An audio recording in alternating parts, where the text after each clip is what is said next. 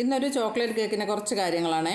അതെന്താണെന്ന് ഞാൻ പറഞ്ഞുതരാം. അപ്പോൾ സാധാരണയായിട്ട് ചോക്ലേറ്റ് കേക്ക് എന്ന് പറയുമ്പോൾ നമ്മൾ കേക്ക് ബേക്ക് ചെയ്തെടുക്കുന്നത്, അതായത് നമ്മൾ ബ്ലാക്ക് ഫോറസ്റ്റിനൊക്കെ റെഡിയാക്കുന്ന കേക്ക് ഉണ്ടല്ലോ, ചോക്ലേറ്റ് കേക്ക്, കൊക്കോ പൗഡറൊക്കെ ചേർത്തിട്ടുള്ള അത് നമ്മൾ കേക്ക് ബേക്ക് ചെയ്തെടുത്ത ശേഷം നമ്മൾ ആ കേക്കിനകത്തോട്ട് വിപ്പിംഗ് ക്രീം ഉപയോഗിക്കുകയില്ല. ഫുള്ള് ചോക്ലേറ്റ് ആയിരിക്കും ഉപയോഗിക്കുന്നത്. ഫില്ലിങ് കൊടുക്കുന്നതും പിന്നെ ഐസിങ് ചെയ്യുന്നതും എല്ലാം ഇതേപോലെ ചോക്ലേറ്റ് ഗനാഷ് ഫ്രിഡ്ജിൽ വെച്ച് നല്ലോണം സെറ്റാക്കിയിട്ട് ഒരു ക്രീം രൂപത്തിലാക്കി എടുത്തിട്ട് അതുകൊണ്ടാണ് ലെയറിൽ കൊടുക്കുന്നതും ഐസിങ് ചെയ്യുന്നതും ഡെക്കറേഷനായാലും എന്തായാലും അത് മാത്രമായിരിക്കും. ക്രീം ഉപയോഗിക്കുകയില്ല. അങ്ങനെ ചെയ്തെടുക്കുക.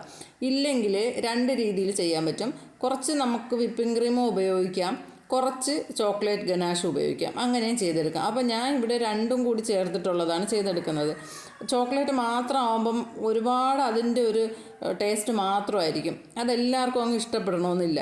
ഇത് കുറച്ച് ക്രീമും കൂടി ആകുമ്പം അത്രയും ഒന്നും മധുരമൊക്കെ ഒന്ന് കുറഞ്ഞ് നിൽക്കും. ചോക്ലേറ്റ് മാത്രമാണ് നമ്മൾ യൂസ് ചെയ്യുന്നതെങ്കിൽ നമുക്ക് മിൽക്ക് കോമ്പൗണ്ടും ഡാർക്ക് കോമ്പൗണ്ടും ഒരേ അളവിലെടുത്തിട്ട് അത് രണ്ടും കൂടി ഒരുമിച്ച് യൂസ് ചെയ്യാം. അതാകുമ്പോൾ ഈ ഡാർക്ക് കോമ്പൗണ്ട് മാത്രം ഉപയോഗിക്കുമ്പോൾ അതിനൊരു പ്രത്യേക ഒരു ടേസ്റ്റാണ്. നമുക്ക് മത്ത് പിടിക്കും. ആ ഒരു പ്രത്യേക ടേസ്റ്റാണ് അതിന്. അപ്പോൾ മിൽക്ക് കോമ്പൗണ്ടും കൂടി രണ്ടും കൂടി ഒരുമിച്ചാകുമ്പോൾ ചെറിയൊരു ടേസ്റ്റ് വ്യത്യാസം ഉണ്ടാവും. ഈ ഡാർക്ക് കോമ്പൗണ്ട് നമുക്ക് പെട്ടെന്ന് മടുപ്പ് തോന്നും. അത് ഒരുപാട് കുറച്ച് കഴിക്കുമ്പോൾ തന്നെ ഒരു മടുപ്പ് തോന്നും. അപ്പോൾ ഇത് രണ്ടും കൂടി ആകുമ്പോൾ വലിയ കുഴപ്പം വരില്ല. ഇവിടെ ഞാൻ ഡാർക്ക് കോമ്പൗണ്ട് മാത്രമാണ് എടുത്തിട്ടുള്ളത്. 1 കപ്പ് എടുത്തിട്ടുണ്ടായിരുന്നേ. എന്നിട്ട് അതിലേക്ക് 1/2 കപ്പ് വിപ്പിംഗ് ക്രീം ചൂടാക്കി ഒഴിച്ചു കൊടുക്കാം. 1/2 കപ്പ് എടുക്കുന്നത് ഞാൻ 2 തവണയായിട്ട് 1/4 കപ്പാണ് അളന്നെടുത്തിട്ടുള്ളത്. അതാണ് 1/2 കപ്പ്. എന്നിട്ട് നല്ലോണം അത് ചൂടാക്കിയിട്ട് നമുക്ക് ഈ ചോക്ലേറ്റിൻ്റെ മുകളിലേക്ക് ഒഴിച്ചു കൊടുക്കാം. ഞാൻ ഫുള്ളായിട്ട് ചോക്ലേറ്റല്ല ക്രീം ചൂടാക്കി കൊണ്ട് വന്നെങ്കിൽ ഞാൻ കുറച്ച് ഒഴിച്ചൊന്ന് നോക്കിയ ശേഷമാണ് ബാലൻസ് ഒഴിച്ചു കൊടുക്കുന്നത്. അത്രയും എനിക്ക് പിന്നീട് ആവശ്യമായിട്ട് വന്നിട്ടുണ്ടായിരുന്നു. എന്നാലും ഞാൻ കുറേശ്ശെയാണ് ഒഴിച്ചു കൊടുത്തിട്ടുണ്ടായിരുന്നത്. ഇതിലേക്ക് നമുക്ക് 1 സ്പൂണ് ബട്ടറും കൂടി ഇട്ട് കൊടുക്കാമേ. അൺസാൾട്ടഡ് ബട്ടർ ഇട്ട് കൊടുക്കണേ. നമ്മൾ ആ വിപ്പിംഗ് ക്രീം ഒഴിക്കുന്ന ചൂടിൽ തന്നെ ഇത് പെട്ടെന്നങ്ങ് മെൽറ്റായി വന്നോളും. എന്നാലും നല്ലോണം ഒന്ന് എല്ലാം കൂടി ഒന്ന് മിക്സാക്കി നല്ലോണം ഒന്ന് മിക്സ് ചെയ്തെടുക്കണേ. എന്നിട്ട് നമുക്ക് അതിൻ്റെ ചെറിയ തരി പോലെ എന്തെങ്കിലും തോന്നുന്നുണ്ടെങ്കിൽ അതൊന്ന് അരിച്ചെടുക്കാം. അത് അല്ലെങ്കിൽ നമുക്ക് ആ ഒരു തരി പോലെ ഇങ്ങനെ കേക്കിൻ്റെ മുകളിൽ ഒഴിക്കുമ്പോൾ കിടന്നാൽ അതൊരു ഭംഗി കുറവായിട്ട് അവിടെ ഇവിടെ ഇങ്ങനെ കട്ട പോലെ കിടക്കും. അതൊരു കേക്കിനൊരു ഭംഗി ഉണ്ടാവില്ല. അപ്പോൾ നമുക്കതൊന്ന് അരിച്ചെടുക്കാം. നമ്മുടെ ഈ ബട്ടർ ഇട്ട് കൊടുക്കുമ്പോൾ നല്ലൊരു ഗ്ലേസിങ് ആണ് കേട്ടോ അതിൻ്റെ മുകളിൽ ഒഴിച്ച് കൊടുക്കുക. അതിന് വേണ്ടിയിട്ടാണ് ബട്ടർ ഇട്ട് കൊടുക്കുന്നത്. അപ്പം ഇതൊന്ന് അരിച്ചെടുക്കാമേ.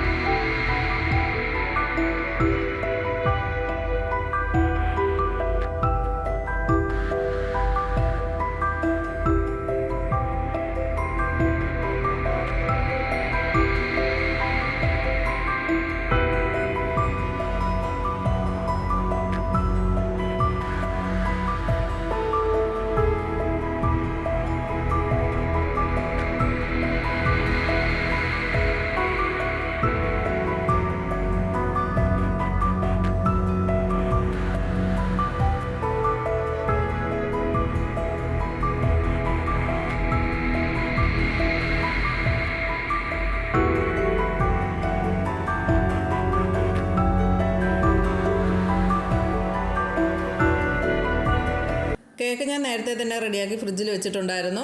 1-1.5 മണിക്കൂർ ഞാൻ ഫ്രിഡ്ജിൽ വെച്ച് നല്ലോണം സെറ്റാക്കിയ കേക്കാണ്. തണുത്ത കേക്കിൻ്റെ മുകളിലേക്കാണ് നമുക്ക് ഗനാഷ് വെച്ച് കൊടുക്കുക. എങ്കിലേ നല്ലോണം പെട്ടെന്ന് ആ ചോക്ലേറ്റ് അതിൻ്റെ മുകളിലേക്ക് പിടിക്കുകയുള്ളൂ. അപ്പോൾ നിങ്ങൾക്ക് അങ്ങനെ സമയമില്ല എന്നുണ്ടെങ്കിൽ ഒന്ന് ഫ്രീസറിൽ വെച്ചൊന്ന് സെറ്റ് ചെയ്തെടുത്താലും മതി. പെട്ടെന്ന് ചെയ്ത് കൊടുക്കേണ്ട കേക്കൊക്കെ വരുമ്പോൾ ഞാനും അങ്ങനെയാണ് ചെയ്യാറുള്ളത്. ഒന്ന് ഫ്രീസറിൽ ഒരു 1/2 മണിക്കൂറോ നമുക്ക് എത്ര സമയമാണ് വെക്കാൻ കിട്ടുന്നത് അത്രയും സമയം വെച്ചൊന്ന് സെറ്റാക്കിയാലും അത് ഞാനിവിടെ ഫ്രിഡ്ജിലാണ് വെച്ച് കൊടുത്തിട്ടുള്ളത്. എന്നിട്ട് നമുക്കിത് എല്ലായിടും ഒന്ന് പാലറ്റ് നൈഫ് കൊണ്ട് സ്പ്രെഡ് ചെയ്ത് കൊടുക്കാം. എന്നിട്ട് കേക്കിൽ ടച്ച് ആവാതെ നമുക്ക് ആ ചോക്ലേറ്റിൽ മാത്രം പാലറ്റ് നൈഫ് ടച്ച് ചെയ്ത് പിടിച്ചുകൊണ്ടൊന്ന് ടേൺ ടേബിൾ റൊട്ടേറ്റ് ചെയ്ത് കൊടുത്താൽ മതി. എല്ലായിടും ഒന്ന് സ്പ്രെഡായി കിട്ടും.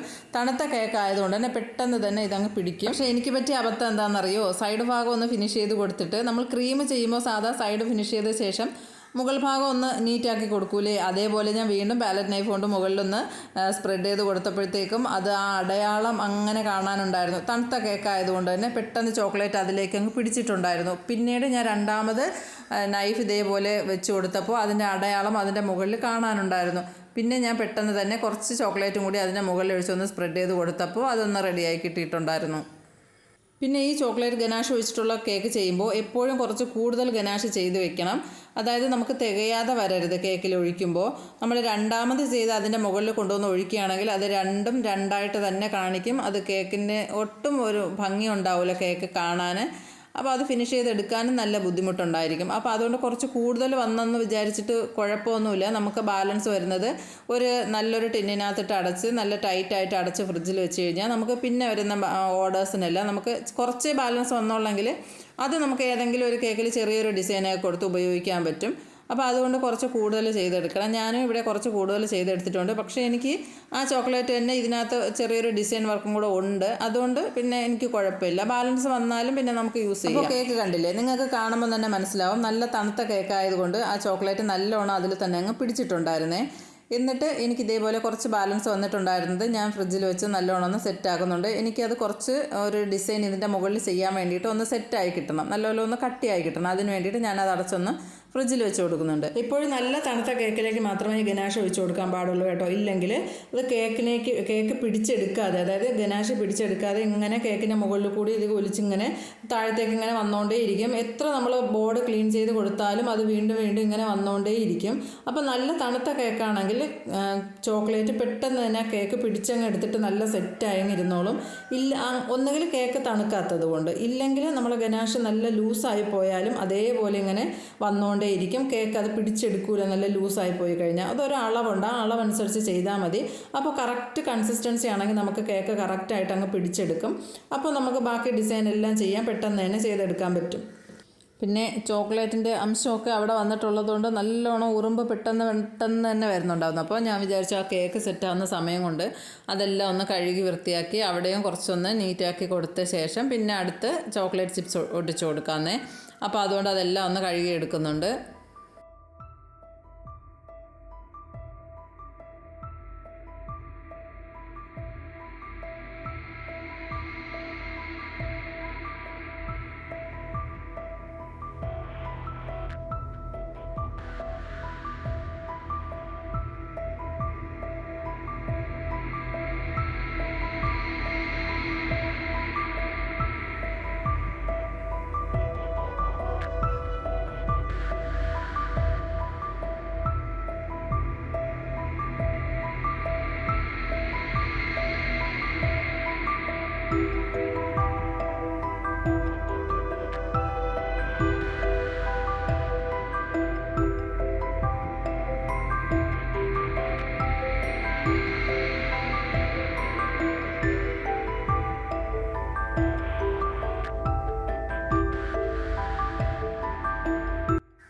അപ്പോൾ എല്ലായിടും ഒന്ന് സ്റ്റിക്ക് ചെയ്ത് കൊടുത്ത ശേഷം ഒന്ന് പ്രസ് ചെയ്ത് കൊടുത്തു കഴിഞ്ഞാൽ അത് ഇളകി പോരാതെ അത് അങ്ങനെ തന്നെ ഇരുന്നോളും. എന്നിട്ട് ഞാൻ കുറച്ച് സമയം കൂടി കേക്ക് ഫ്രിഡ്ജിൽ വെച്ച് കൊടുത്തിട്ടുണ്ടായിരുന്നു. കാരണം ഈ ചോക്ലേറ്റ് കുറച്ചും കൂടി ഒന്ന് എനിക്ക് സെറ്റായി കിട്ടാനുണ്ടായിരുന്നു. അത് നല്ലോണം ഒന്ന് കട്ടിയായി വന്നാലേ നമുക്ക് ഇതേപോലെ ഡിസൈൻ ചെയ്തെടുക്കാൻ പറ്റുള്ളൂ. അപ്പോൾ അതുകൊണ്ട് കുറച്ച് സമയം ഒന്ന് ഫ്രിഡ്ജിൽ വെച്ചതിന് ശേഷം ഇതേപോലെ എടുത്തിട്ട് ഇങ്ങനെ ഒരു ഡിസൈൻ ചെയ്ത് കൊടുക്കുന്നുണ്ട്. എനിക്ക് തോന്നുന്നു ആ ചോക്ലേറ്റ് കുറച്ചും കൂടി ഒന്ന് കട്ടിയാകാനുണ്ടായിരുന്നു. പക്ഷേ ഞാൻ എടുത്ത് പിന്നെ ചെയ്തതുകൊണ്ട് ഞാൻ പിന്നെ അങ്ങനെ ചെയ്ത് കൊടുത്ത് അത് അത്രയും മതിയായിരുന്നു എനിക്ക് കറക്റ്റായിട്ടുണ്ടായിരുന്നേ. ആ ഡിസൈൻ ചെയ്തെടുക്കാനും എല്ലാത്തിനും വേണ്ടിയിട്ട് ഞാൻ ആ ഒരു കപ്പ് ചോക്ലേറ്റ് മെൽറ്റ് ചെയ്തത് എനിക്ക് മതിയായിട്ടുണ്ടായിരുന്നേ. അപ്പോൾ വൈറ്റ് ക്രീം കൊണ്ടാണ് നൈം എഴുതി കൊടുത്തിട്ടുള്ളത്. ആദ്യം ഫോണ്ടൻറ്റിൽ കട്ട് ചെയ്യാമെന്നാണ് ഞാൻ വിചാരിച്ചിരുന്നത്. പക്ഷേ എനിക്ക് എന്തോ കേക്ക് കണ്ടപ്പോൾ ഒന്ന് എഴുതണമെന്ന് തോന്നി. അതുകൊണ്ടാണ് ഞാൻ പിന്നെ ക്രീം കൊണ്ടങ്ങ് എഴുതി കൊടുത്തത്. പിന്നെ എനിക്കൊരു പേടിയുണ്ടായിരുന്നു, എങ്ങാനും ചെയ്യാൻ പറ്റാതെ വന്നു കഴിഞ്ഞാൽ അത് നമ്മൾ അവിടെ നിന്ന് എടുത്ത് മാറ്റുമ്പോൾ ഗനാഷ് ആയതുകൊണ്ട് നമുക്കൊന്നും ചെയ്യാൻ പറ്റില്ല. ക്രീമാണെങ്കിൽ നമുക്ക് വേറെ എന്തെങ്കിലും ഡിസൈനൊക്കെ ചെയ്ത് റെഡിയാക്കാൻ പറ്റും. അങ്ങനെ ഒരു പേടിയുണ്ടായിരുന്നു. പക്ഷേ കുഴപ്പമില്ലാതെ എഴുതി. അപ്പോൾ നിങ്ങൾക്ക് വീഡിയോ ഇഷ്ടപ്പെട്ടെങ്കിൽ ലൈക്ക് ചെയ്യാനും ഷെയർ ചെയ്യാനും സബ്സ്ക്രൈബ് ചെയ്യാനും മറന്നു പോകരുത്. മാത്രമല്ല നിങ്ങളുടെ കമൻറ്റ് എന്തായാലും അതും കൂടി ഒന്ന് അറിയിച്ചേക്കണേ. അപ്പോൾ ഇനി നല്ലൊരു വീഡിയോ ആയിട്ട് വീണ്ടും വരാം.